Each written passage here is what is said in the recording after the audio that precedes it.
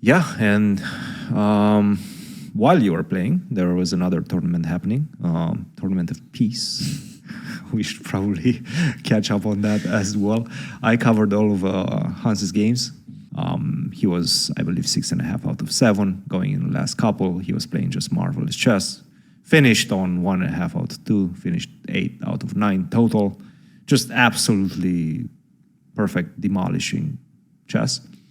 And then people started talking. As you might expect, Sokolov was first. Cheparinov came soon after. Not necessarily accusing. Well, Sokolov was like, okay, I cannot do anything against 98% accuracy. And to be honest, I analyzed that game. I don't know have you seen the game? In general, I follow all the games that happen. Right. Not you remember briefly what happened? You're talking about the game against Sokolov. Against Sokolov. I do remember the game against Sokolov. Yeah. Yes. The knight g5, and then Sokolov has to go g6. He tried to bail out with knight f3, and he bails out. It's clearly a bad bailout. Like, your position is obviously bad. So Sokolov made a very bad decision. Yeah.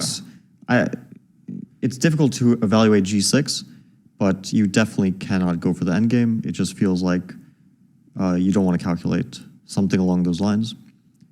So this was a very serious mistake from his part. It's not even really a chess mistake. It felt a bit like laziness or something like that. Definitely, but from Hans's point of view, it was a really excellent game. We can't deny that. He played without really any serious inaccuracies in that game. Mm-hmm. Yeah, and I think Jacob Agard was also analyzing the critical moments on his Twitter. He was mentioning that before knight g5, there were a couple of moves that Hans could have played better. Again, I feel knight g5 was a very good practical shot. If you do play g6, which you probably have to do, the position remains more or less balanced. But still, it looks scary. I mean, rook h4, you have to go king h7, now you see all sorts of sacrifices. You start seeing ghosts, basically. And that's what he did. Bailout didn't work out. And after that, clean execution from Hans. The game against Korobov in the last round completely demolished him off the board. And then he tweeted that I think 50 years apart or something like that. It's once again an American standing bravely among Europeans. Obviously, he was making a comparison to Bobby that draw a lot of talk as well. Definitely an interesting couple of past few days. A lot of people have accused him of cheating. And then the Zagreb organizers came out with a statement saying that they had indication that he might have been cheating, but nobody, let's say, pressed charges. How do you see that? I don't know. I wasn't there. I wasn't at the tournament. I mean, did you see the photo of the trophy presentation?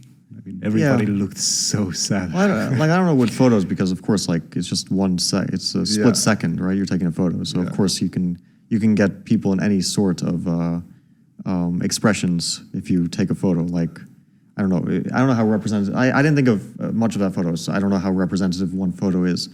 But of course, they made their statement.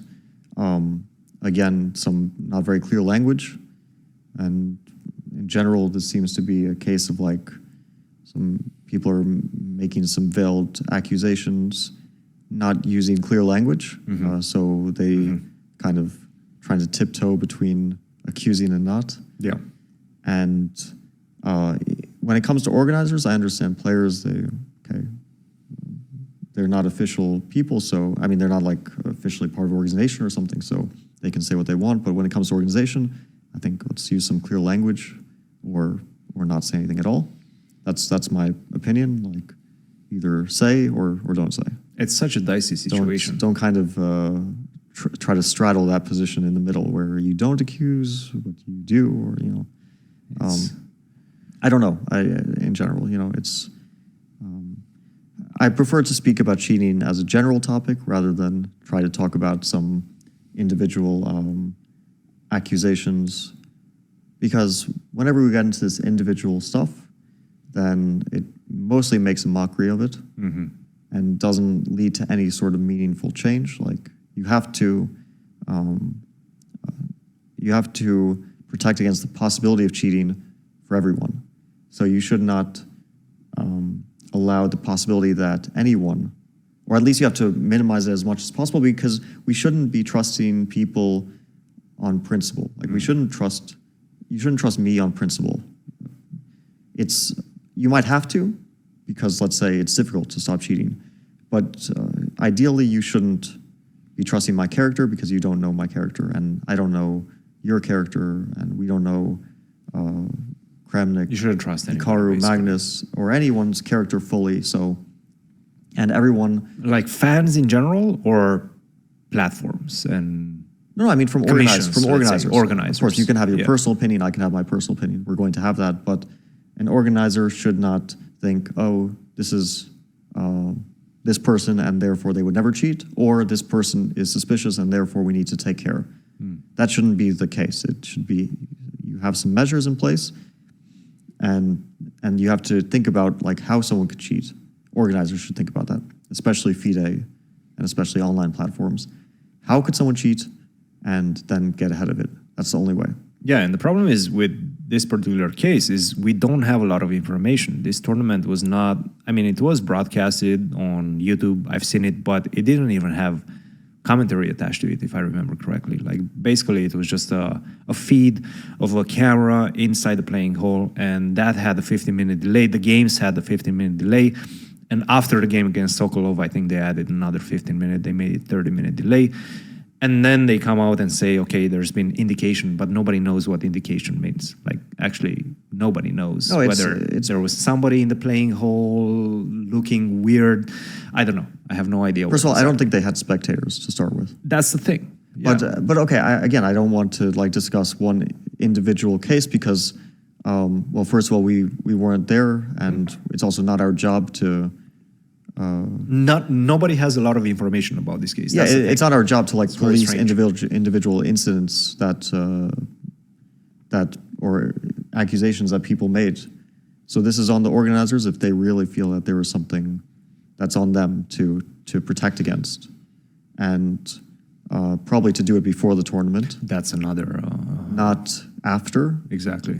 And like the way it's done just feels like it's another sort of mess of organizers really not doing a good job, and players making some accusations which like it's not going to lead to anything, because they really need to do this before the tournament and not try to like single out some things that they find suspicious.